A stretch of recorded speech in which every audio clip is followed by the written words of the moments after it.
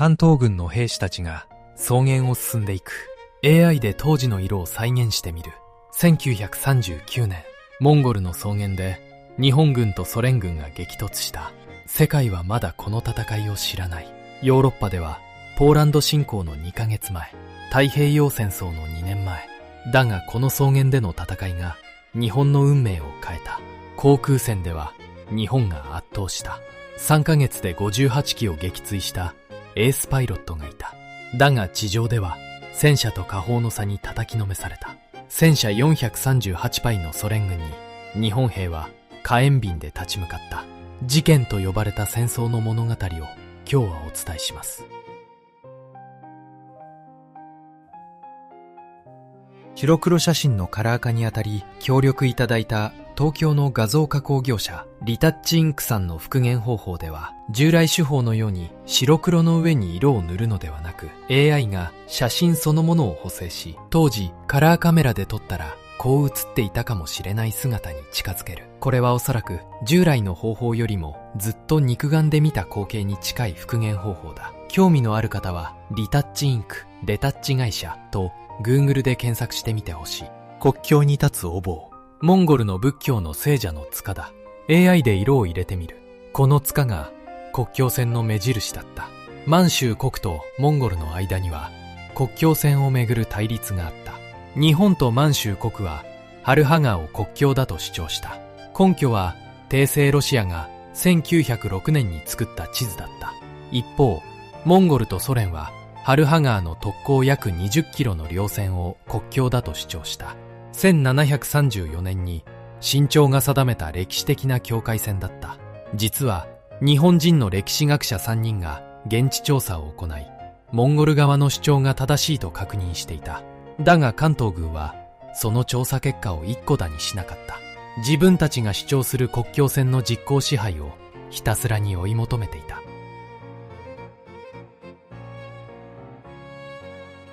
植田健吉大将、関東軍司令官、 AI でカラーにしてみる。1939年4月、関東軍は独自の方針を策定した。満祖国境紛争処理要項。起草したのは参謀の辻正信だった。要項にはこう書かれていた。国境線が不明確な地域では防衛司令官が自主的に国境線を認定する。万一衝突すれば兵力の多寡、国境のいかに関わらず必勝を期すと。東京の大本営はこの要項の報告を受けた。だが正式な意思表示も確たる判断も示さなかった。沈黙は暗黙の了承と受け取られた。この処理方針がノモンハン事件での紛争拡大の原因となった。モンゴル騎兵の写真、 AI で色をつけてみる。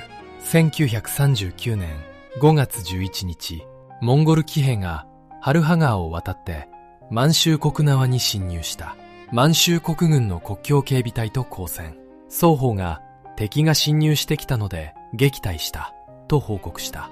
13日、関東軍司令部に第23師団から電報が届いた。外蒙軍約700名が国境を越えたと。辻ら関東軍幕僚は誰一人ノモンハンという地名を知らなかった。地図でその地名を急いで探し出したという。だが関東軍は電報を受け取ったわずか2時間25分後に動いた。師団の要求を上回る戦力の急破を即座に決定していた。周到に準備していたのではないかとの疑いが後に指摘されている。第23師団長は小松原道太郎中将だった。小薩原毛太郎中将、第23師団長。 AI でカラーにしてみる。ノモンハンで日本軍を率いた男だ。陸軍大学校を首席で卒業した秀才だった。ソ連駐在武官を務め、ロシア語が堪能だった。ソ連の軍事力を知っているはずの男だった。だが小松原はソ連軍の実力を見誤った。ソ連軍は弱い。航空隊で叩けば地上軍は逃げる。この認識が第23師団を破滅に導くことになる。小松原は部隊が壊滅的な打撃を受けた後も前線に残り続けた。だが彼の判断の多くは結果的に部下を死に追いやった。戦後小松原は予備役に編入された。1940年10月、自宅で病死した。しかし多くの関係者は自決だったと証言している。師団長として1万7000人の部下を失った男の最後だった。川を渡る日本兵たち。AI で80年前の色を蘇らせてみる。5月28日、小松原師団長はハルハガー非合眼のソ連軍を攻撃する作戦を発動した。東800増中佐率いる捜索隊が敵の退路を断つために先行した。東捜索隊はほぼ無抵抗で敵の後方に突破した。だがその存在はすぐにソ連軍に察知された。翌朝から激しい砲撃が降り注いだ。3000発もの砲弾が撃ち込まれた。東捜索隊の最強の火器は13索銃機関銃だった。砲撃に対抗できる武器はなかった。一方的に撃たれるだけだった。東は山形支隊に3度伝令を送ったが、いずれも届かなかった。翌日、ソ連軍は火炎放射戦車を投入した。それまで固く陣地を守っていた日本兵は、火炎の前にひとたまりもなかった。東中佐は最後の20名を率いて突撃した。モンゴル軍の連隊長と取り組み合いになり、腹部に拳銃を2発撃ち込まれて戦死した。89式中戦車の前に立つ2人の戦車兵。 AI で色をつけてみる。高崎中尉と猿谷総長、戦車第3連隊第2中隊の搭乗員だった。89式中戦車は日本軍が誇る主力戦車だが、ノモンハンの草原で彼らは絶望的な戦いに直面する。ソ連軍の BT 戦車に対して89式の主砲では装甲を貫通できない。しかもエンジン出力が弱く、機動力でも劣っていた。それでも彼らは戦車に乗り込んで戦場へと向かった。写真の2人は戦車部隊の現場を支えた名もなき若者たち。戦車部隊の戦闘で多くの仲間が命を落とした。その中で高崎猿谷の写真は戦車兵の青春の一瞬を捉えている。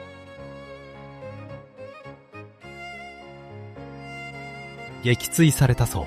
連軍の I-15 ビス戦闘機。 AI で色を入れてみる。地上では苦戦した。だが空では日本が圧倒した。日本陸軍航空隊の97式戦闘機がソ連の I-15 や I-16 を次々に撃墜した。5月28日、第11戦隊は激しい空戦を繰り広げた。攻撃機3機、戦闘機36機を撃墜。日本側の損失はゼロだった。完全勝利だった。ジューコフは報告した。我が航空隊は日本の戦闘機に壊滅させられたとソ連は慌てた。スペイン内戦の経験者を含む精鋭パイロット48名を緊急に投入した。だが日本のパイロットたちは操縦技術と格闘戦で依然として優位に立ち続けた。ソ連軍の I-16 戦闘機。 AI で色をつけてみる。ずんぐりとした機体が特徴的なポリカルポフ社の設計。スペイン内戦でも実戦投入された当時の主力戦闘機だ。最高時速約460キロ、7.62 ミリ機関銃4挺を装備していた。97式戦闘機より最高速度では勝っていた。だが格闘戦では日本のパイロットたちが圧倒した。I-16 は降下しながら撃って離脱する一撃離脱戦法に向いていた。それを使いこなせなかったソ連パイロットたちは97式に翻弄された。ジューコフは急遽スペイン内戦の経験者を投入した。戦法を変え I-16 の性能を引き出そうとした。だが日本のパイロットの技量はそれを上回り続けた。のモンハンで戦ったパイロットたちの写真、 AI でカラーにしてみる。この中に陸軍最多撃墜のエースがいた。篠原博道総長。1913年栃木県の農家に生まれた。ノモンハンでの3ヶ月間で58機を撃墜した。この記録は太平洋戦争が終わるまで陸軍で破られることはなかった。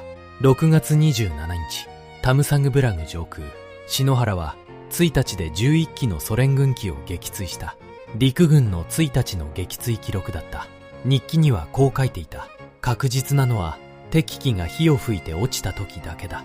不確実は数えない。と、敵からも味方からも無敵と呼ばれた。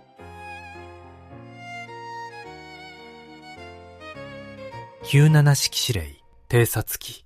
AI で当時の色を再現してみる。1939年8月27日、篠原は爆撃機を護衛しながら飛んでいた。敵戦闘機3機を撃墜した。いつも通りの篠原だった。だがその直後、背後から攻撃を受けた。機体が炎上し、モホレヒ湖に墜落した。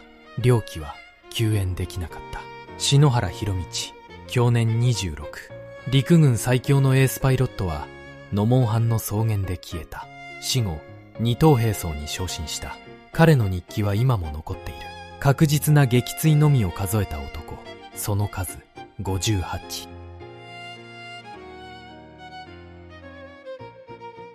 ゲオルギー・ジューコフ。AI で色をつけてみる。ソ連軍は第一次ノモンハン事件の敗北を重く受け止めた。スターリンは指揮官を更迭した。代わりに送り込まれたのがジューコフだった。当時、白ロシア軍管区の副司令官だった。ジューコフは前任者を容赦なく批判した。戦術は稚拙で、作戦指揮も構想力を欠いた。と、部下3人を日本のスパイと糾弾し、2000の部署に更迭した。そしてジューコフは大規模な反攻の準備を始めた。この男が後にモスクワを守り、ベルリンを陥落させる。ノモンハンはジューコフの最初の同意部隊だった。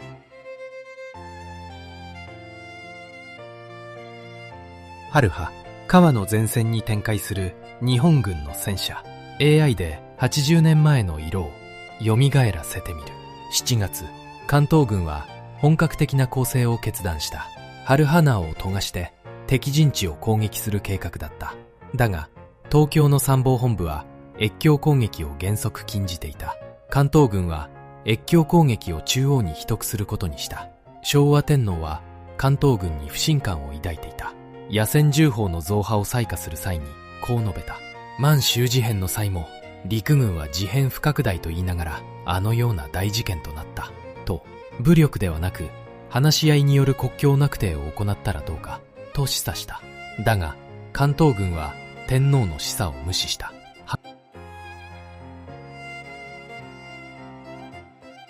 97式中戦車地派。日本軍の主力戦車だ。AI で色を入れてみる。だがこの戦車はソ連軍の戦車の前では無力だった。日本の97式中戦車の主砲は 57mm 単砲身。ソ連の BT5 や BT7 は 45mm 長砲身を搭載していた。装甲の厚さも砲弾の貫通力もソ連軍が圧倒的に上だった。日本兵は戦車に対抗する手段として火炎瓶を使った。7月3日の渡河戦では一定の成果を上げた。だがソ連はすぐに対策を講じた。マフラーを除去し、排気口の位置を変えた。8月以降、火炎瓶攻撃はほぼ効果を失った。歩兵が戦車に立ち向かう手段は尽きていた。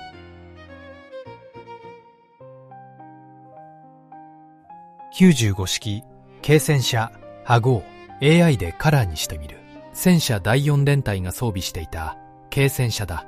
重量約 7.4 トン。37mm 砲を装備し、機動力は高かった。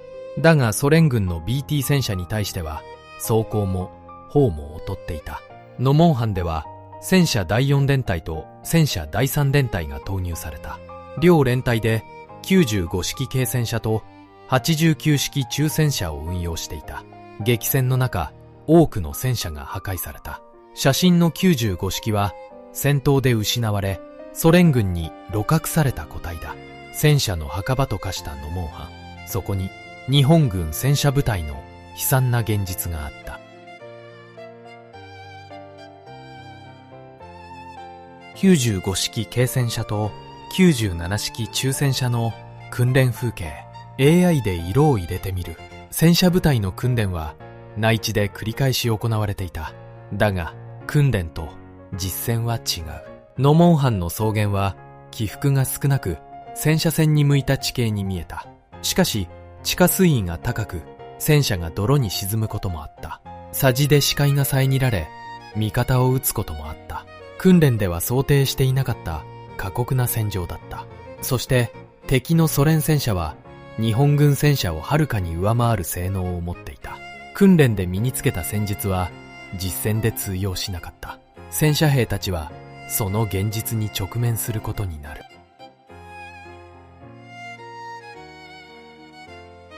92式軽装甲車、通称テケ、AI で色をつけてみる。正式名称は97式軽装甲車、歩兵連隊に配備された小型の偵察用装甲車だ。重量約 4.7 トン、37ミリ砲を装備していた。機動力は高く、偵察任務には適していた。だが、ソ連軍の対戦車兵器の前では、紙の装甲も同然だった。ノモンハンでは、テケも投入された。偵察、連絡、軽戦闘、様々な任務をこなしたが、損害も大きかった。写真のテケは、その任務の合間の一瞬を捉えている。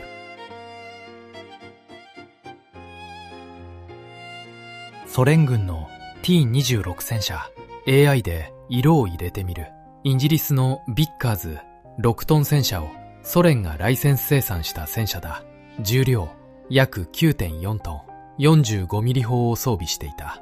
ソ連軍の主力戦車の一つで、ノモンハンにも大量に投入された。T26 の装甲は薄かった。日本軍の37ミリ対戦車砲でも貫通できる場面があった。だが、その数の多さが日本軍を圧倒した。T26 とより高速の BT 戦車、合計で438パイのソ連軍戦車がハルハ川を越えて押し寄せた。火炎瓶を持つ日本兵に逃げ場はなかった。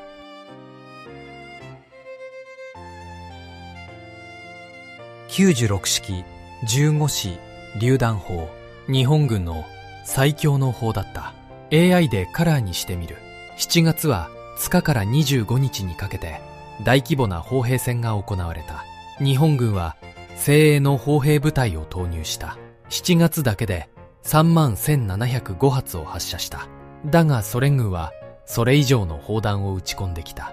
日本軍は砲弾の補給に苦しんだ。前線までの距離が長く、トラックでの輸送は困難を極めた。ソ連軍はシベリア鉄道で大量の物資を送り込んでいた。1日の砲弾消費量だけで日本軍の数倍に達した。日本の砲兵は一発ずつ慎重に照準を合わせた。ソ連の砲兵は面制圧射撃で地形ごと破壊した。砲術の腕は日本が上だった。だが物量が違いすぎた。火力の差はそのまま補給力の差だった。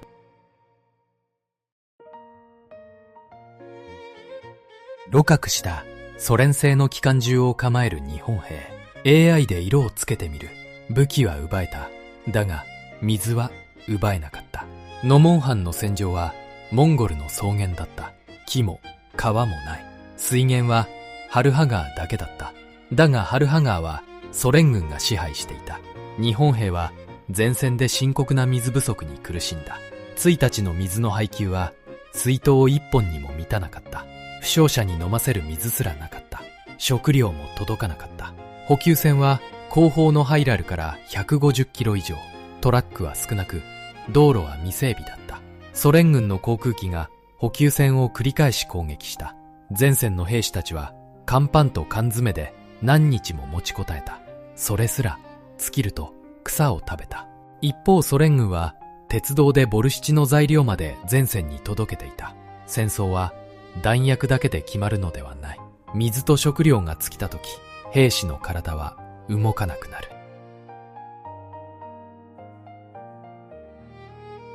破壊されたソ連軍の戦車の前に立つ日本兵たち。AI で色をつけてみる。7月の渡河作戦で第26連隊第1大隊がハルハ川東岸で孤立した。第2、第3大隊が救出に向かった。ソ連軍の砲撃と戦車の中を突き進み、遺体を回収し、生存者を救出した。8000人の兵士のうち800人が犠牲になった。日本兵は仲間を見捨てなかった。だがこの救出の代償はあまりに大きかった。陸軍気球連隊の観測気球 AI で当時の色を再現してみる。巨大な気球が空に浮かんでいる。日本陸軍の独立気球第一中隊ノモンハンに投入された特殊な部隊だった。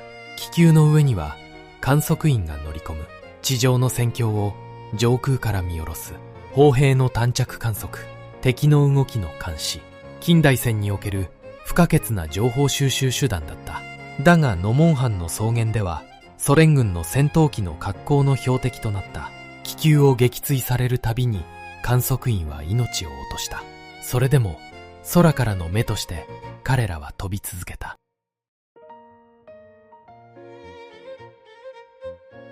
構成前のソ連軍兵士たち AI で当時の色を再現してみる。8月、ジューコフは大規模な反攻の準備を着々と進めていた。兵力51,950人、戦車438馬力、装甲車385針、火砲292門以上。対する日本軍は約8,000人。戦車はない。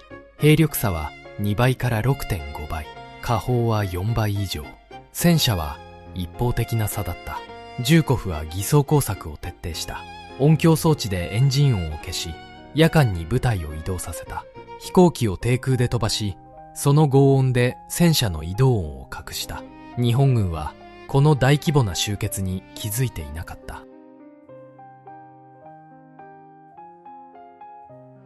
ソ連軍の BA-10M 装甲車 AI で色を入れてみる。8月20日午前5時45分、ソ連軍の総攻撃が始まった。航空機150機が上空から爆撃。続いて砲兵が一斉に射撃を開始した。3方向から戦車と歩兵が突入してきた。日本軍は完全に不意をつかれた。ジューコフの偽装工作は見事に成功していた。砲撃は2時間45分続いた。日本軍の陣地は表戸ごと吹き飛ばされた。塹壕に隠れた兵士の上に砂と破片が降り注いだ。砲撃が止むと今度は戦車が来た。地平線の端から端まで戦車が並んでいた。日本兵はその光景を見て絶句した。こんな数の戦車を見たことがなかった。438針。日本軍の陣地は次々に包囲されていった。鹵獲したソ連軍 BT-5 戦車の上に立つ日本兵たち。 AI で色を入れてみる。火炎瓶で戦車を止めた男たちがいた。陸軍は対戦車兵器を持たない歩兵に肉薄攻撃を命じた。ガソリンを瓶に詰め布を巻いて火をつける。戦車に接近してエンジンの排気口めがけて投げつける。戦車の速度は時速50キロ、歩兵の足は時速10キロ。在言壕に隠れ戦車が頭上を通過する瞬間を待つ。通り過ぎた瞬間に飛び出し後方から投げる。成功すればエンジンが炎上して戦車は止まる。失敗すれば機銃で撃たれて終わりだ。この攻撃で数十架のソ連戦車が撃破された。だがその代償は計り知れなかった。火炎瓶を持って突っ込んだ兵士の多くは二度と帰ってこなかった。OT-26 ソ連軍の火炎砲車戦車だ。 AI で80年前の色を蘇らせてみる。ソ連軍はこの戦車を投入した。ナパーム弾を噴射し日本軍の陣地を焼き尽くした。第23師団の記録にはこう書かれている。敵の優勢な戦車が出現、火炎瓶、攻撃は無効、将兵の士気が低下と。第一次のモンハン事件で東捜索隊を壊滅させたのもこの火炎砲車戦車だった。歩兵が塹壕に隠れても火炎が流れ込んでくる。対抗する手段はなかった。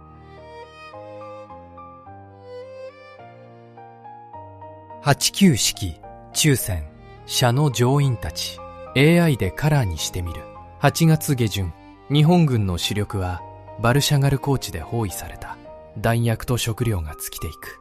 第64連隊長の山形武光大佐は8月29日に戦場で自決した。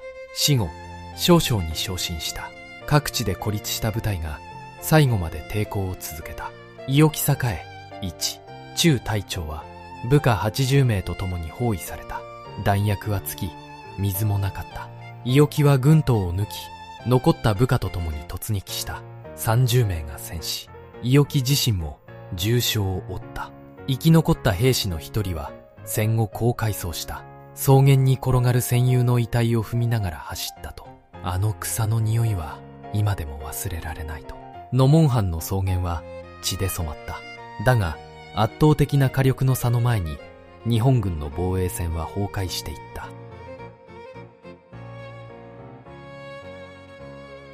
捕虜となった日本兵の写真、 AI で色をつけてみるのモンハンでの日本軍捕虜は約170名だった。ソ連側の捕虜タイムは比較的良好だったと言われている。だが帰国してからが地獄だった。生きてトリコ衆の恥ずかしめを受けず、帰還した捕虜たちは差別された。一部は自決を強要された。家族も社会的に孤立した。戦場で生き延びた者が祖国で死を求められた。ある捕虜は帰還後に上官からなぜ死ななかったと詰問された。家族にも連絡がいった。息子は捕虜になった。恥だと。父は村を出た。母は泣き崩れた。ソ連の収容所で生き延びた男が故郷に居場所を失った。この捕虜は恥という思想が後の太平洋戦争で万単位の玉砕を生むことになる。ノモンハンはその原型だった。独ソ不可侵条約の調印、 AI で当時の色を再現してみる。1939年8月23日、ヨーロッパではドイツとソ連が不可侵条約を結んだ。9月1日、ドイツがポーランドに侵攻。第二次世界大戦が始まった。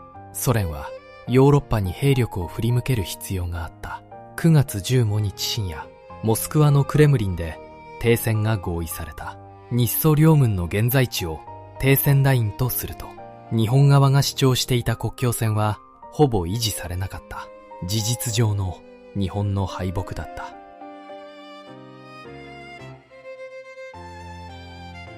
ヒューズ4式30チーリン速射砲、日本軍の対戦車砲だ。 AI で色を入れてみる。だがこの砲ではソ連の戦車を貫通できなかった。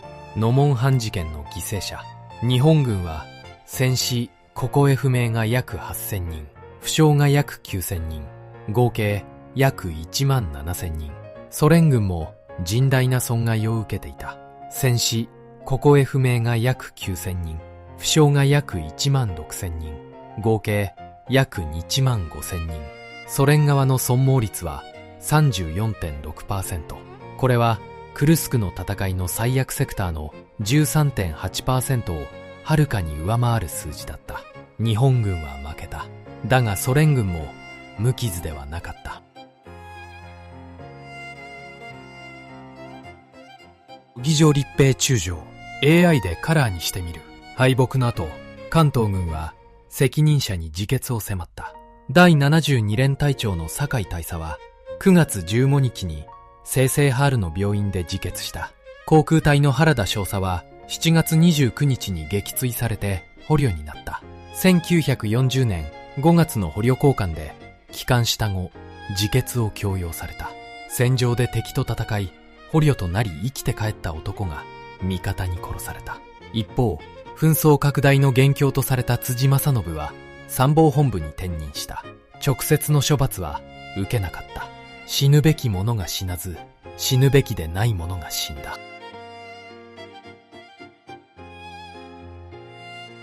辻正信、ノモンハン事件の火付け役と呼ばれた男。 AI でカラーにしてみる。辻は処理要項を起草した。越境攻撃を主導した。大本営に虚偽の報告を送った。前線では必勝を叫び、撤退を認めなかった。自ら前線に出向き、敗退する部隊の指揮官に自決を迫った。だが辻自身は一切の責任を問われなかった。参謀本部に坂へ転し、その後もマレー作戦、フィリピン作戦に関与した。バターン、死の行進にも関わったとされている。戦後は戦犯指名を逃れ、東南アジアに潜伏した。帰国後は国会議員にまでなった。1961年、ラオスで失踪。消息は今も不明のままだ。ノモンハンで1万7000の部下を死に追いやった参謀は、最後まで裁かれることなく消えた。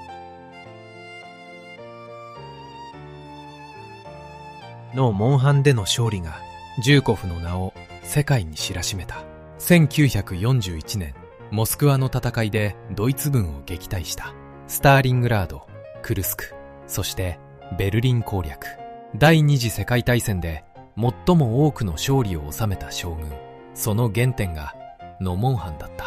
モンゴルの草原で日本軍と戦ったことがジューコフの軍事的才能を開花させた。ジューコフは後にこう語っている。ノモンハンでの日本軍は下士官と兵は勇敢で頑強だったと。だが将校は融通が利かず同じ戦術を繰り返したと。個人の勇気は認めたが組織としての柔軟性を否定した。この評価は後の太平洋戦争における日本軍の姿そのものだった。ジューコフはノモンハンの教訓をソ連軍の近代化に生かした。戦車と砲兵と航空機の連携、大規模な機動戦、偽装と奇襲、すべてはノモンハンで試され、モスクワとベルリンで完成された。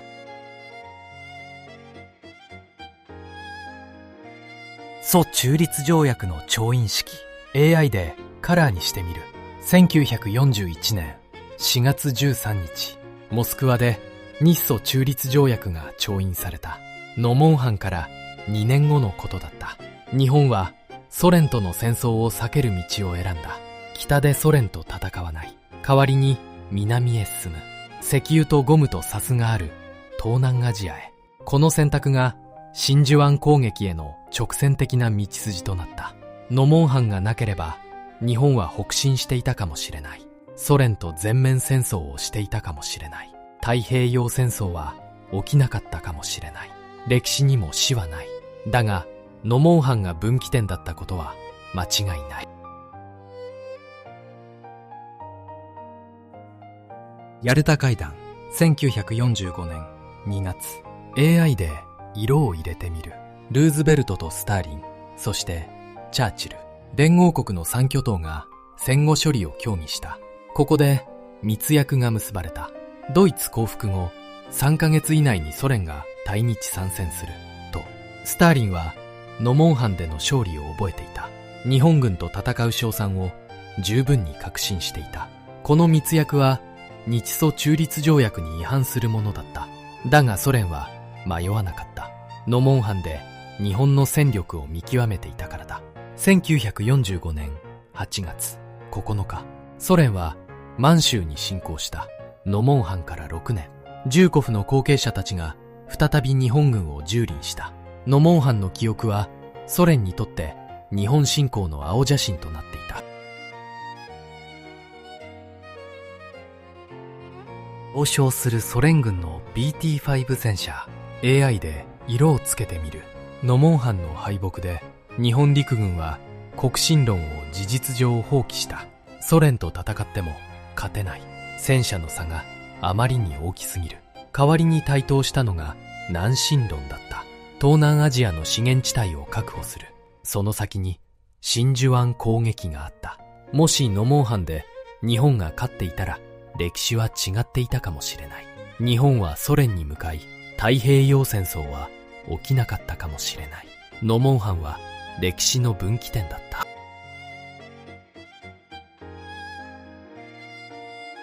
ノモンハンの戦場は今もモンゴルの草原の中にある。80年以上が経った今も遺骨は草の下に眠っている。日本政府は2000年代に入って遺骨収集事業を本格化させた。だがモンゴルの草原は広大で、戦場の正確な位置すら特定が困難だった。収集された遺骨はごくわずかにとどまっている。2019年、ノモンハン事件80周年の式典がモンゴルで行われた。日本とモンゴルの関係者が草原に並んで黙祷を捧げた。かつて敵だった両国の子孫たちが同じ草原で同じ方向を向いて頭を下げた。1万7000の日本兵、そしてソ連モンゴル側の2万5000人、4万人以上の若者がこの草原で命を落とした。彼らの多くはまだ帰っていない。ノモンハン事件、1939年5月から9月、事件と呼ばれた。だが実態は大規模な戦争だった。満祖国境紛争処理要項から始まった関東軍の暴走。航空戦では日本が圧倒した。旧7式戦闘機はソ連の I-15 や I-16 を次々に撃墜した。篠原博道は3ヶ月で58機を撃墜した。陸軍最多記録。26歳で草原に散った。だが地上では戦車と火砲の差に敗れた。火炎瓶で戦車に立ち向かった。だがソ連は対策を講じた。ジューコフの総攻撃で日本軍は包囲された。1万7000人の日本軍将兵が草原に散った。帰還した捕虜は祖国で自決を迫られた。辻正信は処罰されなかった。この敗北が日本を真珠湾へと向かわせた。そして6年後のヤルタ会談、スターリンはノモンハンでの記憶を胸に対日参戦を決めた。ノモンハンの記憶が満州侵攻の青写真となっていた。先人たちの犠牲の上に今の平和がある。私たち日本人はこのことを忘れてはいけない。このチャンネルでは戦争の記憶を風化させないために当時の白黒写真を AI でカラーに復元してお伝えしています。カラーにすることで彼らが確かにそこにいたと感じていただけたら嬉しい。AI 読み上げによる音声でお聞き苦しい点があれば申し訳ありません。読み間違いや事実の誤りがあればコメント欄で教えてください。これからも当時の写真を1枚ずつカラーに復元してお届けします。もしこの動画が気に入っていただけたら高評価、チャンネル登録をお願いします。ノモンハンの戦いについてあなたはどう思いますか？コメント欄で聞かせてください。